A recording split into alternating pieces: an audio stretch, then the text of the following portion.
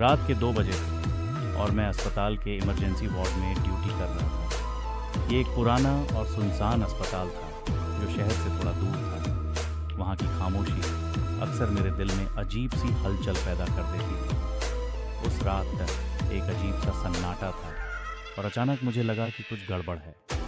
Emergency ward में एक मरीज़ की मौत हो चुकी थी। उस मरीज़ का नाम रमेश था। रमेश की हालत बेहद नाजुक थी और डॉक्टरों ने उसे बचाने की पूरी कोशिश की थी, लेकिन वे सफल नहीं हो पाए। उसके परिवार वाले रोते बिलखते उसे छोड़कर चले गए। कुछ देर बाद मैं वार्ड में अकेला था। तभी मुझे लगा कि रमेश का स्ट्रेचर हिल रहा है। मैंने सोचा कि शायद हवा का झोंका होगा, लेकिन दरवाजे और खिड़कियां सब बंद थे। धीरे धीरे स्ट्रेचर की हलचल तेज होने लगी और अचानक ऐसा लगा जैसे कोई अदृश्य शक्ति उसे धक्का दे रही हो। मेरा दिल तेजी से धड़कने लगा। मैंने हिम्मत जुटाकर उसकी तरफ कदम बढ़ाए। तभी अचानक लाइट्स बंद हो गई। पूरा वार्ड अंधेरे में डूब गया।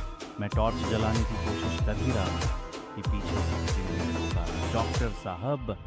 आवाज़ बिल्कुल ठंडी और डरावनी थी, जैसे कोई बहुत दूर से बोल रहा हो। मैंने मुड़कर देखा तो मेरी आंखें फटी रह गईं। रमेश का शव स्ट्रेचर पर नहीं था।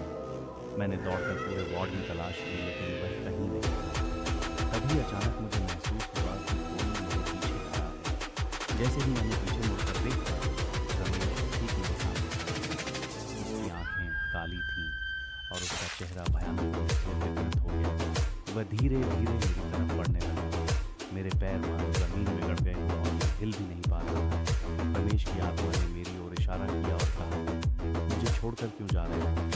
उसकी आवाज़ में इतनी नफरत और दर्द था कि मेरे रोंगटे खड़े हो गए।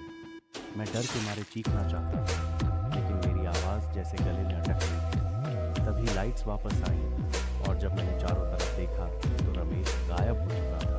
उस रात के बाद से मैंने अस्पताल की नौकरी छोड़ दी, लेकिन वह चेहरा